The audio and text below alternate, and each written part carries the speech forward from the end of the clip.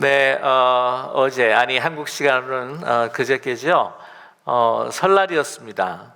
네, 까치까치 설날은 어저께고요. 우리 설날은 오늘이래요 하는 설날인데요. 우리가 뭐 하루 좀 이렇게 늦긴 했지만 그래도 이렇게 빨리 흘러가는 세월을 조금이라도 좀 잡을까 싶어서 우리 설날에 인사를 같이 한번 또 다시 나누면 좋겠는데요. 우리 새해 복 많이 받으세요. 같이 한번 인사 나누시겠습니다. 새해 복 많이 받으세요. 새해 복 많이 받으세요. 네. 뭐 아직까지도 뭐 새해 복 많이 받으라고 인사하는 겁니까? 라고 하는 그 마음이 아이고 목사님 좀 지겹습니다. 그러시는 분 아마 없을 것 같아요, 그죠? 왜냐면 복을 다 좋아하시니까. 그래서 뭐 이렇게 한국 사람들도 참 복 좋아하잖아요. 뭐 이불에다도 복자, 그 다음에 주머니에도 복자, 뭐 어딜 가나 이 숟갈에도 복자. 근데 그 중국 사람들도 복을 얼마나 좋아하는지 복이 들어왔다가 나가지 말라고 복자를 거꾸로 해가지고는 붙이는 거 아시죠? 네. 새해 복 많이 받으세요. 얼마나 좋은 인사인지 모릅니다.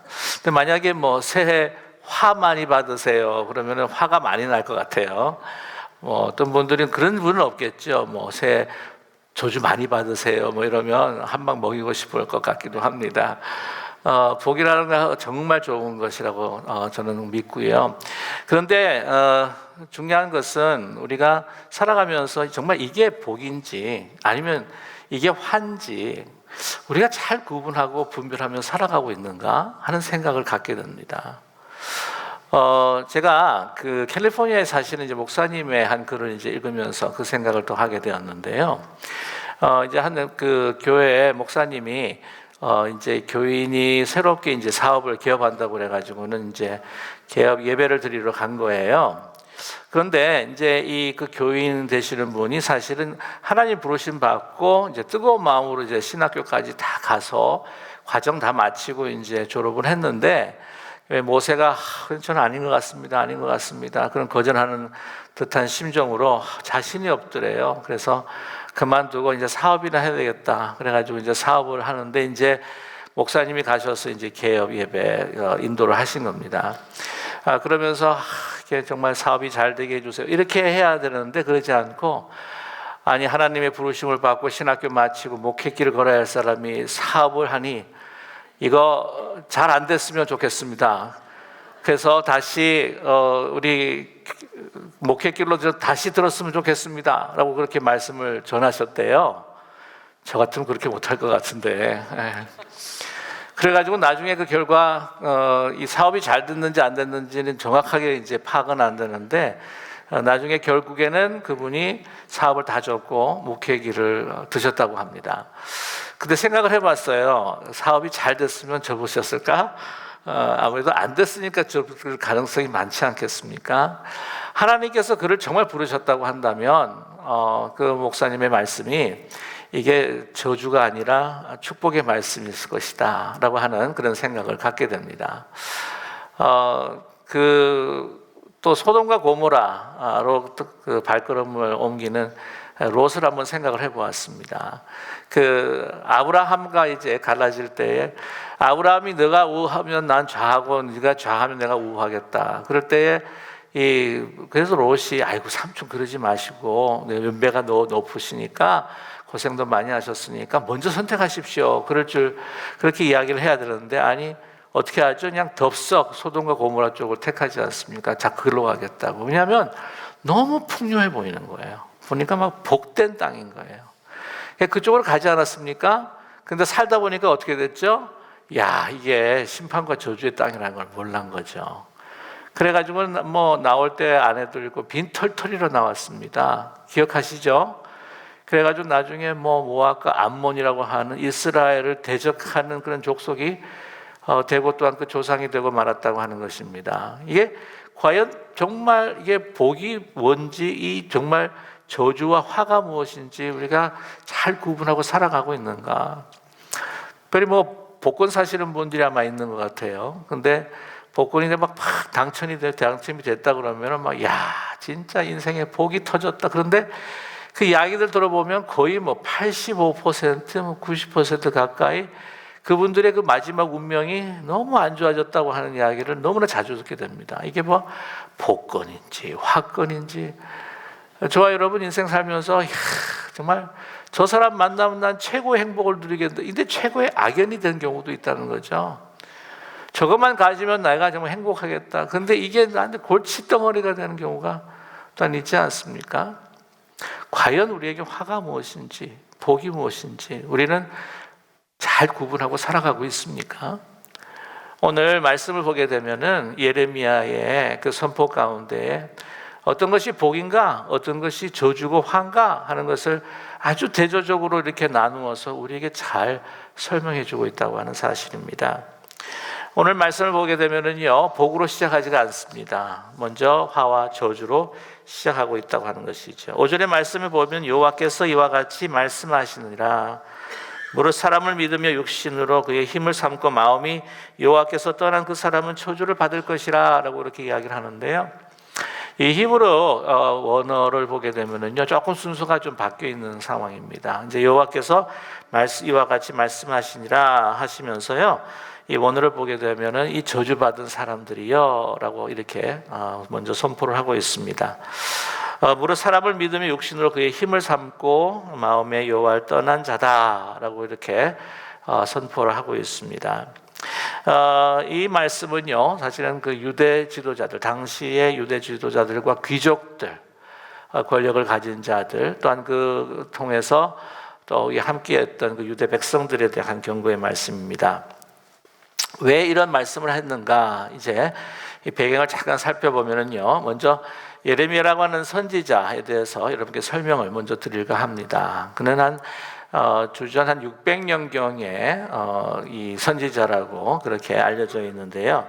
그가 42년 동안 이제 선지자 생활하면서 5명의 왕을 거치기도 했습니다. 근데 오늘 이 말씀을 전할 때가 이제 한 주전 600년 정도 됐는데 그 당시에 이스라엘이 정말 풍정등화와 같은 그러한 운명에 처해 있었습니다. 그래서 이 가나안 땅이라고 하는 그 비옥한 땅을 두고 이제 많은 강대국들이요, 다 정말 싸움을 일삼기 시작했습니다. 그래서 당시에 그 북왕국 이스라엘을 이제 함락을 시켰던 아수르, 아주 그때 강대한 나라인데도 불구하고 이제 그 아수르가 이제는 거의 무너져 가면서 이제 신흥국가 이제 바벨론이 쫙 올라옵니다.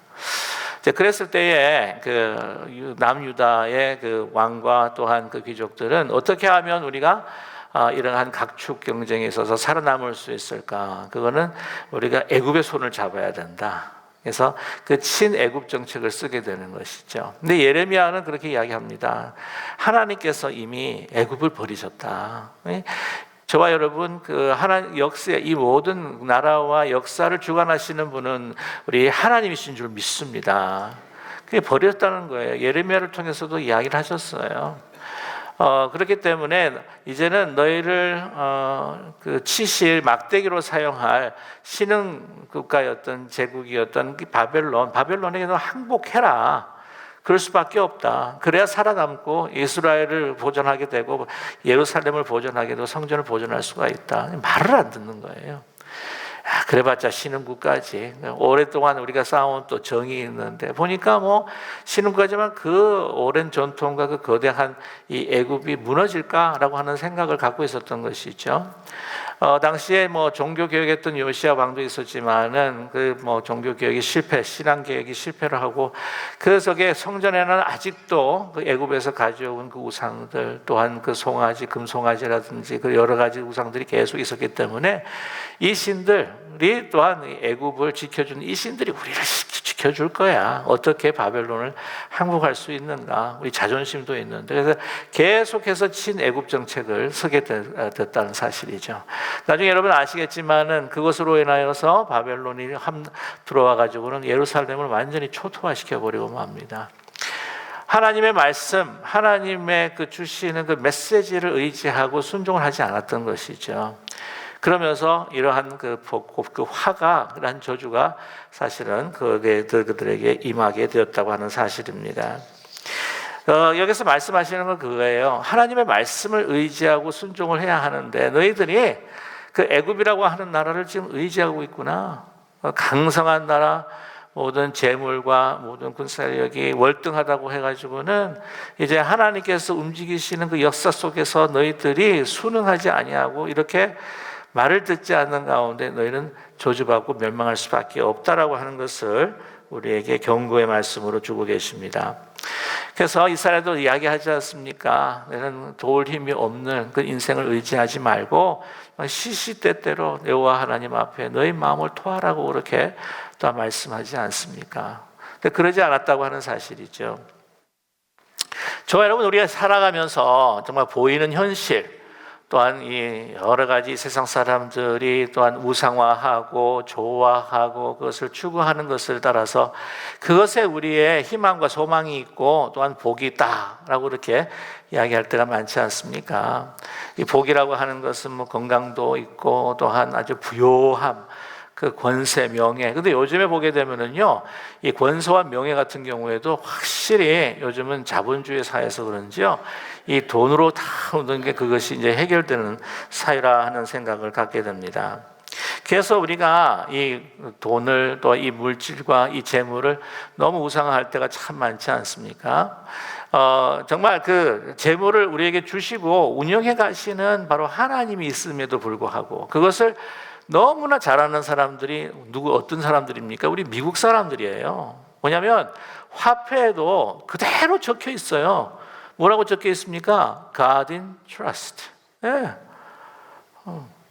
하나님을 갖다가 신뢰하는. 그래서 하나님을 의지해서 우리가 하나님의 그 물질적인 축복을 받고 또한 하나님을 의지해서 그 물질을 나누고 하는 게 바로 우리의 정말 건국의 가치였고 또 미국인 사람들에게 주는 아주 분명한 회차에 나와 있는 메시지가 있는데도 불구하고 그 메시지에 우리가 의지하고 마음을 두는 것이 아니라 그 화폐의 그 가치를 가지고 그거를 우상화시킬 때가 얼마나 많은지 모릅니다. 그래서 보게 되면 전 대통령들 가운데 봐도요, 보면 전쟁에서도 이겼는데도 불구하고 경제에 실패하게 되면 그냥 완전히 낙선을 해버리고 말더라고요. 그래서 요즘 뭐 다른 나라도 다 마찬가지인 것 같습니다. 특별히 이런 보이는 이 화폐 또한 물질의 우상. 그래서 요즘에 사람들이 그런 이야기를 하잖아요. 뭐 옛날부터 그랬지만 뭐 뭐니 해도 머니가 최고다 뭐 이런 이야기를 하는데. 이런 재미있는 이야기가 있습니다. 한 천사가 저 사람에게 나타났어요. 푹 하고 나타나면서 내가 오늘 너에게 축복을 줄 텐데 세 가지 중에 하나를 택해라. 그렇게 이야기를 했대요. 그래서 뭐냐면은 지혜, 아주 위대한 지혜. 두 번째는 아주 화려하고 정말 뭐 디카프리오 같이 쓰는 외모. 그 다음에 이제 세 번째 같은 경우에는 뭐냐면은 $1000 주겠다는 거예요. 그러니까 이 사람이 딱 듣고는요, 이 솔로몬이 생각이 났었는지 모르겠지만은 지혜를 주십시오 그랬대요. 그래가지고는 천사가 이제 지혜를 주면서 팍 하면서 섬광이 이제 바라더니 천사는 사라지고 이제 그 청년이 이제 변한 거죠. 남자가 변화버린 거만 거죠. 근데 여러분 지혜라는 게 보이는 것이 아니에요, 그죠? 그러니까 뭐 옛날 모습하고 거의 똑같은 거예요. 뭐 변한 게 없습니다, 외형적으로. 그래가지고는 그 사람이 탁 변한 가운데에 책상에 앉아가지고 이제 책상을 물끄러미 보고 있는데 그 모든 광경을 옆에서 보고 있던 친구가 여보게 이 세상에서 가장 위대한 지혜를 나에게 좀 들려주게나. 그 지혜를 네가 받았는데 그 지혜를 나에게 좀 들려주게나. 뭐 청기를 누설해달라는 거겠죠 아마. 그러니까 하는 이야기, 이 사람이 눈을 뜨면서 이야기를 하는 이야기가 여보게 내가 $1000 달라고 할 걸 잘못했네 내가. 이 지혜라는 거죠. 그만큼 우리가 이 물질과 또한 이 자본주의에 대한 우상을라고 하는 것에 살아가고 있는 것이 아닌가 하는 생각을 갖게 됩니다. 너무 이 물질과 돈이 좋은 세상이어서 그런지요, 이 자연 세계가 우리의 마음이 또한 우리 공동체가 참 황폐해져 가는 것이 있음을 우리는 너무나 잘 알고 있습니다. 특별히 온 세계가 지금 불타고 있는데요. 온 세계라고 하기에는 좀 그렇긴 하지만 여러분 아시겠지만 호주가 지난 9월 달부터 지금 계속해서 굴을 진압하지 못하고 지금 산불 가운데 있습니다. 그때 300명이 그 방화를 했다고 그러는데 그 가운데에서 막 갑자기 막 화가 나가지고 막 복수하고 싶어서, 그 다음에 약간 정신적인 이상한 분들 불 보면서 또 불을 질러버리고 그랬는데, 가장 근원적인 것은 뭐냐면은 인간의 탐욕으로 인해서 오는 그 환경의 그 생태계의 파괴로, 기후 변화로 인해서 이런 일들이 일어났다고 하는 것이죠. 그래서 그 호주에 그 살아가는 그 자연과 함께 살아가는 원주민들이 그렇게 이야기했다는 거예요. 제발 이렇게 환경을 오염시키지 말아 달라고 그렇게 이야기를 했다고 하는데, 그뿐만 아니라 이 아마존, 우리 온 세계에 허파라고 하는 아마존이라는 곳이 있지 않습니까? 거기가 지금 막 불타는데, 지금 불타고 있는 상황은 아니고요. 저게 불탄 곳들을 갖다가 이제 위치한 그려놓은 것인데, 정말 많은 곳이 불탔습니다.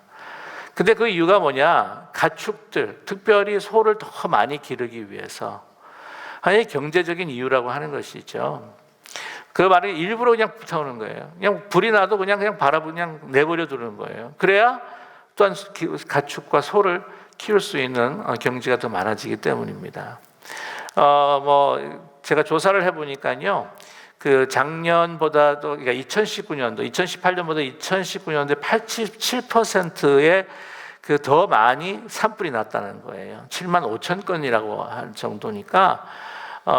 근데 그 가장 주요한 오해는 뭐냐면요, 이 소를 기를 수 있는 경지를 마련하기 위해서 세계 수출, 고기 수출의 20%를 브라질이 담당을 하고 있답니다. 그래서 그 44%의 그 이 브라질의 그 수출량의 그 소비자가 누구냐면 중국 사람, 그 다음에 홍콩 사람들이라고 이렇게 이야기를 하고 있고요. 또한 그 전 세계 환경 오염, 뭐라 그러죠? 그 가스를 분출하는 그 가운데서 14.5%가 가축으로 의해서 이게 내뿜는 건데, 거기에 거의 한 40%가 지금 그 브라질의 소를 기르는데 나오는 그 오염가스라고 그렇게 이야기하고 있습니다. 보게 되면은요, 곳곳마다 우리 캘리포니아도 그렇지 않습니까? 산불로 참 많은 인명이 피해를 받고, 참 오늘 호주 같은 경우에는요, 정말 호주에만 살고 있는 그 특수한 종들이 그렇게 멸종을 하고 있다는 안타까운 소식을 많이 듣고 있어요. 전 세계가 지금 이런 어려운 가운데 있습니다. 뿐만이 아닙니다. 여러분, 우리의 마음이라고 하는 것이 얼마나 이렇게 황폐해져 가고 있는지 몰라요. 하나님을 의지하고 하나님의 그 뜻 가운데에 정말 우리가 살아가야 하는 것이 아니라 우리 인간의 탐욕과 욕심, 우리가 정말 의지하고 좋다고 하는 것들을 우리가 추구하면 더 빨리, 더 많이, 더 풍요하게라고 하는 슬로건을 가지고 살아갈 때, 여러분, 우리는 우리 자신을 죽여가고 있다고 하는 것을, 우리 지구를 죽여가고 있다는 것을 우리가 잊지 말아야 할 것입니다. 우리의 가정과 우리의 영혼도 황폐해져 가고 있는 것이죠. 그래서 오늘 말씀 가운데에 하나님이 아닌 그 사람과 우리의 육신, 우리의 어떤 그 부요함을 의지하는 그 유대 백성들에게 운명에 대하여서 예레미야는 오늘 우리에게도 오늘 성경 본문의 말씀을 통하여서 경고하고 계십니다. 17장 6절의 말씀이죠. 17장 6절의 말씀입니다. 그는 사막의 떨기나무 같아서 좋은 일이 오는 것을 보지 못하고 광야 건조한 곳, 건건한 땅, 사람이 살지 않는 땅에 살리라 라고 이렇게 경고하면서 또한 우리가 받게 되는 그 내용들을 소개하고 있습니다. 여기서 보면 사막의 떨기나무다라고 이렇게 이야기하는데, 사막의 떨기나무를 이제 그 히브리 원어로 보게 되면 아르 베아르바라고 하는 그런 말을 사용합니다. 베아라바라고 했을 때 사막이라고 하는 의미가 있는데, 그게 아라바라고 하는 그 사회, 그 남쪽으로 요단강을 위주로 해서 그 사회 남쪽으로 해서 가는 그 지역이, 그 사막 같은 지역이 바로 아라바라고 하는 지역이에요. 거기서 나는 그 식물이, 거기서 주로 많이 나는 식물이 바로 이 사막의 떨기나무라고 하는 것이죠. 그래서 이 그 사막의 떨기나무를 더 다른 말로 표현했을 때 이 소돔의 사과라고 그렇게 이야기를 합니다. 이제 전승에 와게 되면은 소돔과 고모라가 이제 멸망하고 하나님의 심판을 받았을 때에 같이 심판받았던 그 식물이 바로 이 떨기나무다. 그래서 사막의 그 소돔의 사과다 그렇게 이야기를 합니다. 이 소돔의 사과를 이제 보게 되면은요, 이제 이 꽃도 이제 하늘을 향해 있고 이 그 가지도 이렇게 쭉 이렇게 펼쳐져 있는 거 보게 되면은요, 그 모습이 절규하는 듯한, 심판받고 고통당하는 어떤 이의 절규, 하늘을 향해서 절규하는 모습과 닮았다라고 그렇게 이야기를 합니다. 자, 이 나무의 이름처럼요, 좋은 특징보다는 부정적인 특징이 많습니다. 오늘 영상을 보시다시피 아까 잠깐 보시게 되면 그 딸무나기 떨기나무의 열매를 보게 되면은요, 아주 큰 사과처럼 보여요. 그런데 그래서 큰 사과처럼 보여서 야, 저거 먹음직하다. 그래가지고는 뭐 먹을 게 많구나 해가지고 직접 해가지고 딱 갈라보면 거기가 어떻게 해요? 텅 비어 있어요. 거기에는 이제 뭐가 있냐면 또 실 같은 것들이 이제 별로 쓸모없는 실들이 확 있어가지고 사막의 실이다라고 그렇게 명명하기도 합니다. 그러면 그러니까 막 얼마나 그 배고픈 사람이 좀 허탈하게 되는 거죠. 막 꽉 차 있는 줄 알았는데. 여러분, 우리가 가끔 이제 어릴 때인가요? 우리 저게 파는 그 빵 중에 가운데서 공갈빵이라고 하는 게 있어요. 공갈빵. 근데 공갈빵을 딱 보고 이야, 이 뭐 꽉 차 있는 것처럼 보이고 이게 맛있어 보였어가지고는 이게 딱 하면 안에가 어떻게 해요? 펑 비면서 마음도 펑 비잖아요, 원래. 외국 사람이 맨 처음 공갈빵을 보고 이야, 저거면 내가 한 끼 때우겠다 싶어가지고는 딱 사가지고 딱 봤는데 헝하게 비었으니까 경찰 불러야 돼, 수갑 채워야 돼, 그랬다는 이야기가 있을 정도라고 하는 거죠. 그러니까 허망한 겁니다. 겉으로는 아주 뭐 풍성하게 보이고 많아 보이는데 진정한 그 내용물은 아무것도 없는 허망한 때다고 하는 것이죠. 여러분, 그 도시의 이름처럼 소돔과 고모라 얼마나 화려하게 보였습니까? 얼마나 풍요하게 보였습니까? 내가 저기서 가면 내가 행복하리라. 내가 저기서 보면 정말 잘 살 수 있으리라. 그러나 그렇지 않았다는 것이죠. 뿐만 아니라 또 한 가지는요, 이 그 나쁜 점이 하나가 있었던 게, 또 하나의 이름이 있는데 광야에 저주받은 레몬이다라고 하는 이름이 있습니다. 그래서 열매보다는 이제 줄기를 한번 이렇게 쭉 이렇게 상처를 내게 되면 거기에 진액들이 쭉쭉 떨어지잖아요. 근데 이게 독성이 굉장히 강합니다. 그래가지고는 이거를 그 아프리카 같은 경우에서 그 나는 곳에서는요, 이 화살 그 끝에다 붙여가지고는 독침으로 사용하기도 하고, 그다음에 이제 적군의 우물에다 그거를 풀어가지고 사람을 죽게 하거나 아주 크게 상하게 하는 그러한 도구로 사용되기도 합니다. 그래서 이게 여러분 그 한국에 보게 되면 옷나무가 많은 곳에 좀 스쳐갔다가 막 난리 나는 경우 있잖아요, 그죠? 그만큼 이제 독성이 이제 강한데 딱 보면은 막 그 태양빛에서 이 그 떨기나무를 보게 되면 저 밑에서 좀 이렇게 그늘에서 쉬어가야겠다 하는 마음이 이제 들게 된다는 거죠. 그래서 만약에 거기에서 밑에서 그늘에서 쉬었다 그러면 어떻게 해요? 막 몸에 막 온몸에 독이 오르기 시작하는 겁니다. 그래서 가까이를 가지 않아요. 그래서 별명이 뭐냐면 외로운 나무. 이 보면은 진짜 어떻게 예레미야가 하나님의 주시는 인스피레이션이라고 생각을 하는데, 이게 하나님의 여호와를 의지하지 않는 우리 인생의 허망함, 외로움, 그리고 우리가 하나님을 떠나서 살아갈 때 나오는 우리가 정말 우리 공동체에 그냥 뿜어대는 독성, 거짓, 허위, 과장, 이런 것들을 우리에게 얼마나 표현해주고 있는지 모르겠습니다.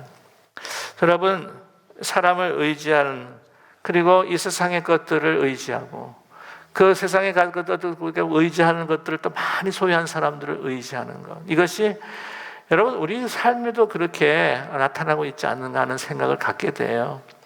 저희가 교회에 오게 되면 교회 안에서 찬양하면 하나님이 제일 커 보이고 제일 그냥 위대해 보이는데, 이상하게 밖에만 나가보면은 뭐 하나님은 그냥 굉장히 작아지는 그런 삶을 우리가 살아가고 있지 않는가. 뭐 정말 우리 교회 안에서만 해도 하나님이 가장 위대하시고 제일 그냥 멋있는 분으로, 위대하고 가장 전지전능하신 분으로 우리가 경배를 해도 참 좋겠는데, 교회가 세상의 가치에 세속화되면서 우리가 예배를 드리면서도 우리는 다른 사람들을 의지하고 또 우리에게 보이는 현실과 또 우리의 물질들을 더 의존하고, 그것이 우리의 가장 축복의 근원이냐 생각하며 살아가는 혹시 저희들이 아닌가요? 세상 사람들이 이야기하는 건강과 물질과 부여와 명예와 인기, 그게 우리의 공동체의 삶과 그 기준에서도 그것이 계속해서 적용이 되고 있다고 하는, 그런 만약에 그것이 우리 사실이라고 한다면 얼마나 참 슬픈 운명이 우리 가운데에 이루어지고 있는 것인가요? 저와 여러분, 그러나 진정한 복이라고 하는 것은 오늘 우리가 말씀하고 계십니다. 다른 것들은 정말 어디다가 사라져요. 애굽도 사라졌습니다. 바벨론도 어떻게 해요? 그렇게 그냥 호령하면서 그 기세를 떨치던 그 바벨론도 그냥 하루아침에 그냥 훅 하고 날아가 버리는, 하나님께서 역사를 주관하실 때 여러분, 우리의 보이는 현실, 이거는 그냥 안개처럼 사라질 수 있는 우리의 삶의 환경이요 조건이라고 하는 것을 잊지 않는 저와 여러분 되기를 간절히 소망합니다. 오늘 말씀에 진정한 복 있는 사람은 누구인가? 라고 하는 것을 말씀하실 때에 오늘 성경의 본문의 17장 7절은 이렇게 말씀합니다. 그러나 무릇 여호와를 의지하며 의뢰하는 그 사람은 복을 받을 것이라 라고 이렇게 말씀합니다. 아까 6절에 이야기하는 것처럼요, 먼저 이게 저주를 받을 것이라 하고 이렇게 말씀하시는 것처럼 오늘 이 말씀도요, 정말 복된 자들이요 라고 이렇게 선포를 하면서 여호와를 의지하고 의뢰하는 자다라고 우리가 말씀하고 있습니다. 그의 삶은 어떤 삶인가?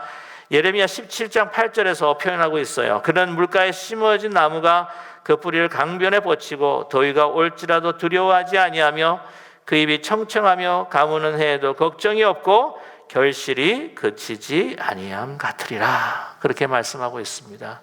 뜨거운 여름이어도 두렵지가 않아요. 가뭄이 있다고 할지라도요, 염려하지 않아요. 햇빛이 더 뜨거우면 뜨거울수록 여러분, 그래도 그 물기가 있고 또한 그 뿌리가 이 강가에 있고 물가에 있기 때문에 더 아름답고 더 풍성하고 달콤한 열매를 맺게 된다고 하는 사실입니다. 여러분, 캘리포니아 과일이 그렇게 맛있는 이유가 무엇인 줄 아시죠? 계속해서 물을 공급하는 가운데 계속해서 햇볕이 쬐는다고 하는 사실이죠. 우리의 뿌리에 하나님의 생수가 흐를 때에, 여러분, 그런 사람들은요, 고난이 오면 올수록 어떻습니까? 더 풍성하고 아름다운, 정말 단맛이 나는, 뿐만이 아니라 더 아름답게 성장하는 그러한 나무가 될 수 있다고 하는 것이죠. 그래서 정말 목마른 사람들이, 배고픈 이들이 이제 멀리서 봤을 때 오아시스와 같이 푸르게 청청한 그 사막의 그 땡볕에서도 푸르게 청청한 그 나무님을 보면서 저곳에서 내가 내 몸을 쉬어가야지, 내 생명을 다시 회복해야지. 그 물가에서 물을 마실 뿐만 아니라 그 물가에서 심어놓은 나무에서 열린 그 풍성한 열매를 먹으면서, 그래, 이것이 진짜 우리의 삶의 행복이고 복이고 나의 소망이요 희망이야 라고 그렇게 탄성을 자아내서 할 수 있는 것이 바로 뭐냐고요? 물가에 심기운 나무, 심어진 나무, 예수 그리스도의 그 은혜와 사랑 가운데 깊이 뿌리를 받고 늘 소망 가운데 하나님 앞에 그 늘 푸르는 청청한 나무를 펼치며 주님 앞에 찬양하고 감사할 수 있는 저와 여러분 되기를 간절히 소망합니다. 루이스 스미즈라고 하는 풀러 신학교의 교수님이 한 분 계셨어요. 그분이 이런 이야기를 들려주셨습니다. 한 불치병을 앓고 있는 젊은이였어요. 정말 인생이 창창한 젊은이가 불치병에 걸렸습니다. 그 병원을 다니면서 정말 소망이 사라지고 있는데 새로운 치료법이 있습니다라고 하는 말을 듣고 다시 그 병원을 찾았습니다. 근데 마침내 그날 새로 영입된 아주 젊은 의사 선생님이 있었죠. 그날 그분이 이 진단을 하고 검진을 하게 되었습니다. 근데 상태가 너무 심하다 보니까 이제 이야기를 합니다. 그냥 내뱉듯이 환자분 올해를 못 넘길 것인 줄 잘 아시죠? 하고 그렇게 이야기를 하더래요. 소망을 가졌었는데 소망이 무너지더라는 것입니다. 그래서 너무 슬퍼서 자기를 계속해서 그 전에 도와주시던 그 과장 선생님을 만나러 간 거죠. 그래서 그 의사 그 과장 선생님한테 그 이야기를 합니다. 의사 선생님, 제가 오늘 젊은 새로운 분을 내가 만나게 됐는데, 그분이 이런 이야기를 하더라고요. 그분은요 저에게로부터 희망을 빼앗아갔습니다. 우는 거죠. 그때 이 의사 선생님이 어깨를 툭툭툭 떠들면서 이야기를 합니다. 정말 그랬겠군요. 그분이 당신의 희망을 빼앗아갔군요. 그러나 실망하지 마십시오. 지금부터 새로운 희망을 가질 때입니다. 새로운 소망을 가질 때입니다. 여러분, 누구에게 새로운 소망을 가져야 할까요? 저와 여러분이 정말 이것이 아니면 내가 정말 행복하지 않을 거라고 생각했는데, 그러나 그것을 쫓다가 내가 좌절하고 절망하고 힘들어하는 가운데 이제는 나에게 희망이 없다고 혹시 그렇게 우리가 고백하는 그 순간에 저와 여러분, 우리의 영원한 소망이 되시는 우리 주님 예수님을 붙들 수 있는, 그래서 그 스푼을 통해서 우리가 새로운 생명과 희망과 소망과 능력을 얻게 되는 저와 여러분 되기를 간절히 소망합니다. 왜 그럴까요? 왜냐하면 그분은 우리가 받을 모든 저주를 축복으로, 우리가 받을 사망을 생명으로, 우리가 받을 죽음을 절망을 새로운 탄생으로 다시 전환시켜 주시고 역전시켜 주신 바로 그리스도이시기 때문입니다. 오늘 갈라디아서 3장 13절에서 14절까지 말씀하고 있습니다. 그리스도께서 우리를 위하여 저주를 받은 바 되사 율법의 저주에서 우리를 속량하셨으니 기록된 바 나무에 달린 자마다 저주 아래 있는 자라 하였음이라. 이는 그리스도 예수 안에서 아브라함의 복이 이방인에게 미치게 하고 또 우리로 하여금 믿음으로 말미암아 성령의 약속을 받게 하려 함이라. 아멘. 그래서 이 이야기를 들려주고 난 다음에 이 스미스 목사님은 말씀합니다.